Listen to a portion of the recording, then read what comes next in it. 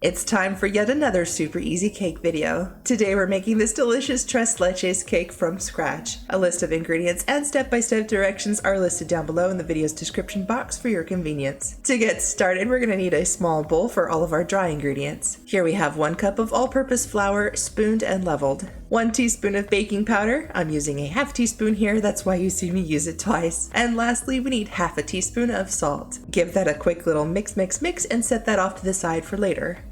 To a bowl, we need 6 large egg whites. Don't discard the yolks, we're going to use those shortly. Add in 1 teaspoon of vanilla extract. Again, I'm using my ½ teaspoon measure twice because reasons. We're going to beat this up until we get nice stiff peaks. At least that's what the recipe says. Honestly, I don't think my eggs ever made it to that point. You'll see. While we're attempting to get stiff peaks, we're also going to slowly add in 1 cup of sugar, about a tablespoon at a time.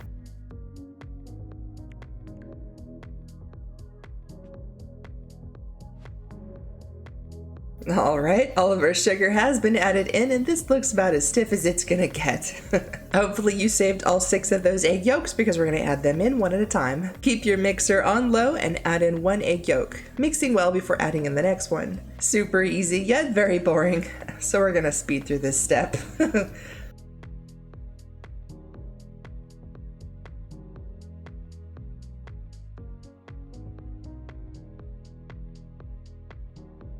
Next, we're going to do the same thing with our dry ingredients, slowly adding it to our batter, no more than 1 to 2 tablespoons at a time, alternating with ½ cup of milk. Let's start with the dry ingredients. Again, just like with the egg yolks, this is a very boring process, one we will be speeding through so y'all don't die of boredom. But I still want you to see the process so you get the general idea of what you're supposed to be doing.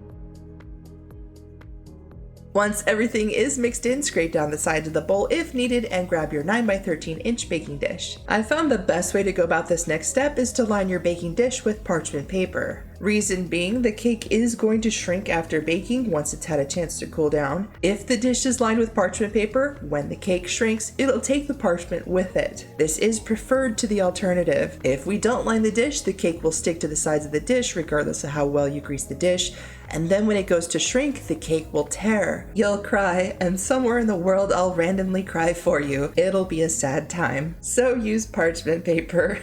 Into a preheated oven at 350 degrees for 25 to 30 minutes. Mine was done right around the 25-minute mark. Toothpick in the center to make sure it's done, then set it on a wire rack to completely cool down. Mentally prepare yourself, your cake is going to shrink down and look a little funny. This is completely normal. Here, let's have a look at my completely cooled cake. If your cake looks like this, you're on the right track. As you can see, there's about a finger's width gap on all sides, which is pretty significant in my opinion. You might be tempted to peel back the parchment paper, and as tempting as it is, you still want to hold off. Instead, we're going to grab a skewer or a fork if you don't have a skewer on hand and poke a bunch of holes all over the cake like so. When we go to pour our tres leches all over the top, we want our milk mixture to evenly soak through. This looks perfect. Okay, set the cake off to the side. To a bowl, we need 1 14-ounce can of sweetened condensed milk, a 5-ounce can of evaporated milk, and ½ cup of whole milk. We're going to mix this together until we no longer see any chunks of sweetened condensed milk in our bowl. A whisk would be the perfect tool for this job. I'm not sure why I didn't use one. Alright, this looks good. The sweetened condensed milk seems to be fully mixed in. Take your bowl of tres leches and pour it all over your cake like so. You can use a spatula to help push the liquid to the edges. Just be extra careful when doing so, you don't want to accidentally rub the top layer of the cake off. Alright, this looks perfect. Now all we need to do is cover the dish and carefully move it to the fridge for at least 6 hours, but preferably overnight. In my opinion, this cake tastes so much better the following day. Once the cake has rested in the fridge overnight and soaked up all of that milk mixture, it's time to make the whipped cream topping. To a large bowl, we need 1 teaspoon of vanilla extract. And once again, I'm back at it with a ½ teaspoon measure because I still can't find my 1 teaspoon measure. Who took all my teaspoons?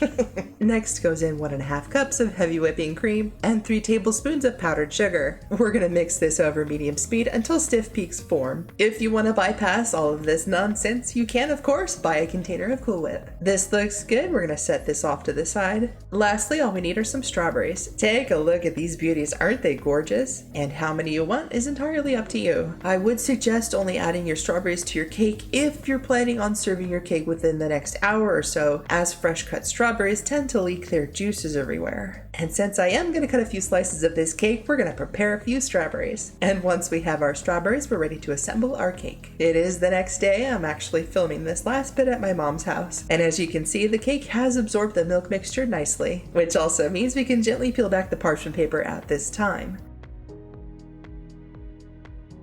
Grab your whipped cream and spread it evenly all over the cake. At this point, you would add on all of your strawberries to the cake if you're planning on serving it. But today I am just serving my mom and myself, so I'll add on those strawberries just to those 2 pieces instead of all over the cake. And there you have it, a super easy and delicious Tres Leches cake. Here's an ingredients list.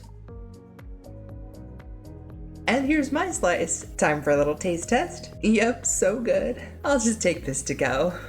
Thanks for watching, and if you like this video, be sure to subscribe so you don't miss out, and I'll see you all in the next video.